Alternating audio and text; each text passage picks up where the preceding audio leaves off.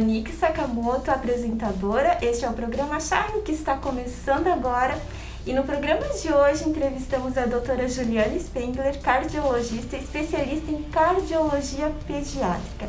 Doutora Juliana, é um prazer recebê-la aqui no programa. Seja muito bem-vinda. Obrigada, boa tarde. Prazer também de estar aqui com vocês, de poder esclarecer algumas coisas sobre a minha especialidade para os papais e para as mamães, né, sobre a cardiologia pediátrica. Isso, cardiologia pediátrica, uma especialidade muito bonita. A gente vai falar sobre as crianças, um tema muito especial. Doutora Juliana, quais são os principais problemas da cardiologia pediátrica? Na cardiologia pediátrica, a gente precisa dividir em dois grandes grupos, talvez. Nós trabalhamos com crianças que já nascem com problemas cardíacos, são as cardiopatias congênitas, né? Malformações no coração, e que isso às vezes já é diagnosticado antes do nascimento ou mesmo depois. No próprio pré-natal. No próprio pré-natal, né, é possível, não é sempre que se consegue fazer esse diagnóstico, mas já é possível. A tecnologia tem melhorado bastante, tem muitos exames que nos auxiliam nisso. E existe um outro grupo de cardiopatias, que a gente diz que são cardiopatias adquiridas, e que podem aparecer no decorrer da vida. Isso é mais comum em adultos do que em crianças, mas existem situações também em criança desse tipo de cardiopatia adquirida. Ela pode ser secundária a algum outro tipo de tratamento, a qual a criança teve que ser submetida, né? Dando um exemplo, tratamento de alguns tipos de câncer infantis pelo tipo de medicamento que foi usado. Algumas doenças renais mais graves, mais complexas, também podem ter como consequência problema cardíaco. E, é claro, os problemas que a gente sabe que existe uma tendência, a uma genética familiar.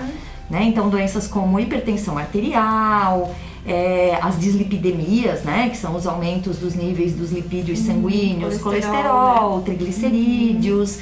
Então, isso também pode aparecer já na infância. Na primeira infância, bebês na primeira infância, né? Bebês não é tão comum. Já é mais congênito. Nos bebês seria mais as situações congênitas, as malformações. Já na infância, essas outras cardiopatias também, doenças do coração também podem aparecer. E como é que os pais podem ficar atentos? A criança dá algum sintoma, doutora? Que ela está com algum problema cardíaco? Como é esse diagnóstico em casa, assim, num primeiro momento? Depende um pouquinho também da situação. Vamos pensar então em relação às cardiopatias congênitas, né? Se o bebê tem alguma malformação, alguma situação no coraçãozinho que o bebê ou a criança que o coração possa ter alguma dificuldade, alguma sobrecarga para trabalhar. O que essa criança poderia apresentar de sintoma? Às vezes um cansaço mais importante ou mais que chame atenção em relação às outras crianças. No bebê pequeno, esse cansaço a gente poderia observar quando? Principalmente no momento da mamada, que é o esforço maior que o bebê pequeno faz. Nas crianças maiores, no próprio brincar, né? A criança, ela imita muito o seu esforço de acordo com o que ela consegue. Então, de repente, tem aquela criança que sempre é a mais quietinha da turma, tá todo mundo lá correndo, brincando, e ela sempre para antes, fica mais ofegante. Isso é uma coisa que poderia chamar um pouco a atenção. Dor no peitinho também ou não? A dor em criança não é um sintoma que a gente vê com tanta frequência.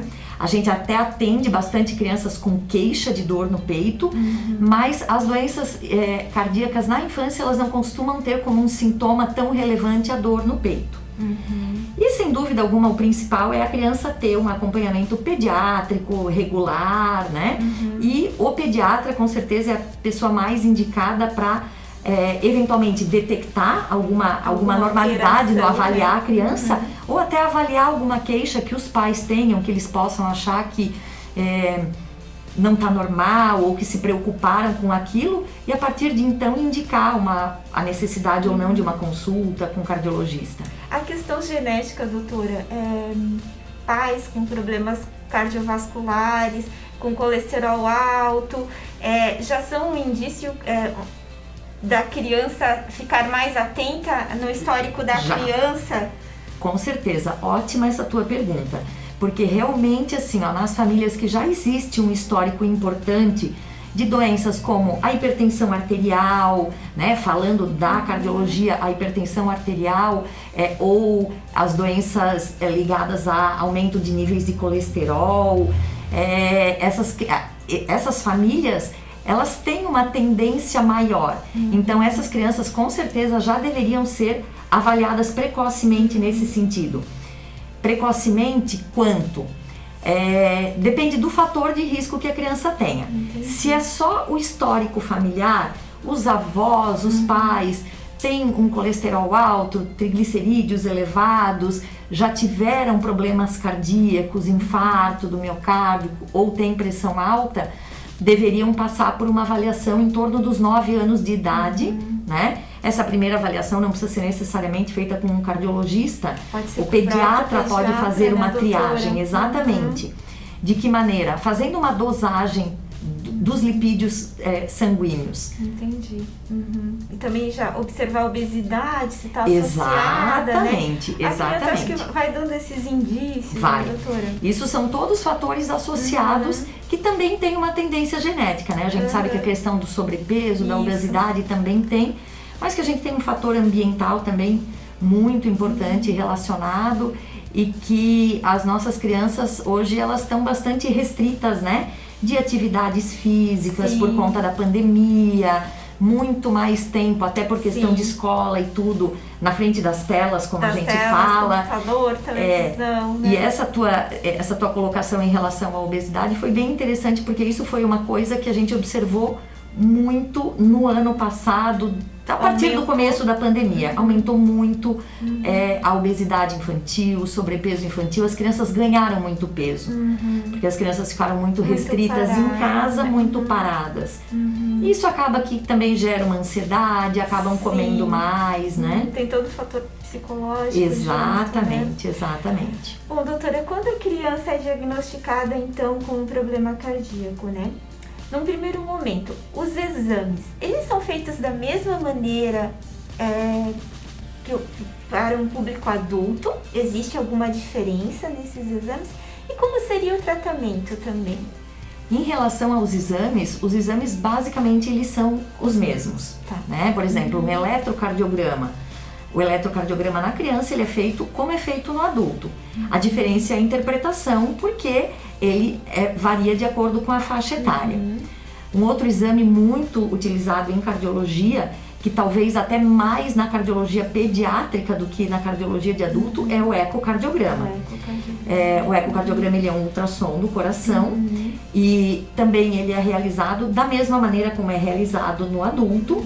A diferença é que a gente usa um transdutor menor e talvez a principal diferença seja a formação da pessoa que faz o exame, né? Porque com a questão das cardiopatias congênitas, das malformações do coração, elas podem ter uma apresentação muito grande, a gente tem uma variedade muito grande de malformações.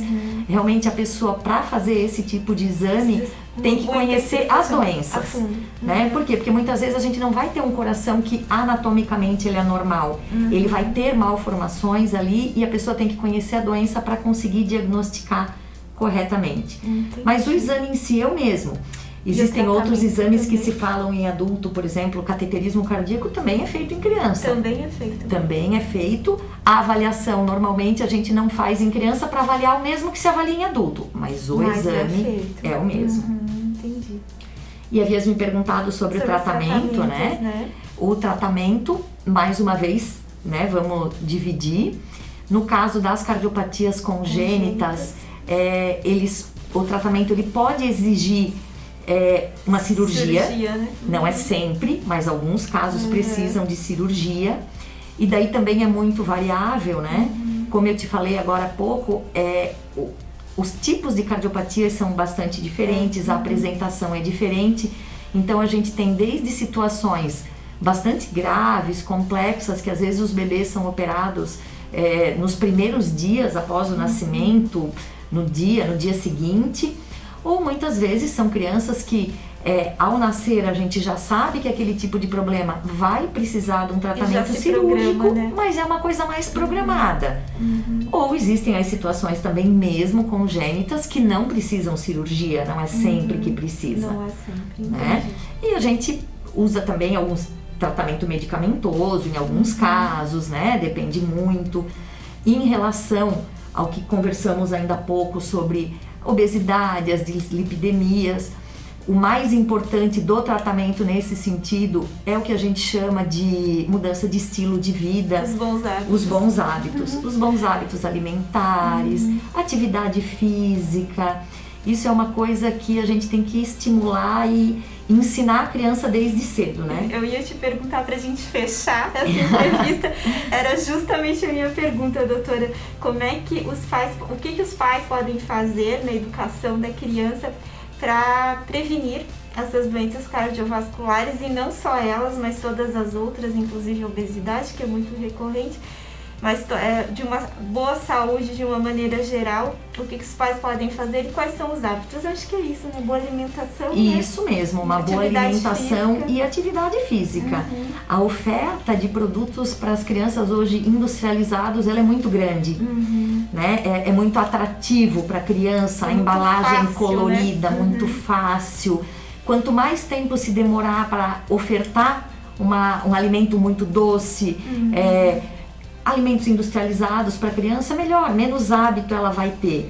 E é sempre mais fácil já criar um hábito saudável do que querer mudar lá na frente. É verdade. E a atividade física, né? Atividade física sempre, brincar na rua, andar de bicicleta, mesmo com essa vida corrida nos finais de semana. Mesmo essa vida urbana, né, doutora? Exatamente, a gente sabe que o exemplo... resgatar, né? É, bem isso. E o exemplo vem de casa, né? É verdade. O que os filhos veem os pais fazendo, eles vão fazer. Sim. Então é uma dica para todo mundo, na verdade, né? É pra todo mundo. Eu ia Pra falar, família deixar inteira. a família inteira saudável, A família né? inteira, exatamente. E a gente vê bem isso, que às vezes, por uma questão da criança, a gente vê que a família inteira fica mais saudável, como tu falasse. A gente muda os hábitos da família inteira. Que maravilha. Doutora, eu gostaria de te agradecer muito por ter vindo aqui, por essa entrevista. Foi muito esclarecedor, um assunto muito interessante. Te convido a voltar. Agradeço também a oportunidade de estar aqui conversando contigo, né? Esclarecer eventualmente dúvidas que alguns papais e mamães possam ter, para a gente ter esses coraçõezinhos cada vez mais saudáveis. E felizes. Muito obrigada, Obrigada. doutora. Bom, a gente vai para um breve intervalo comercial, a gente volta já já com o segundo bloco. Não saia daí.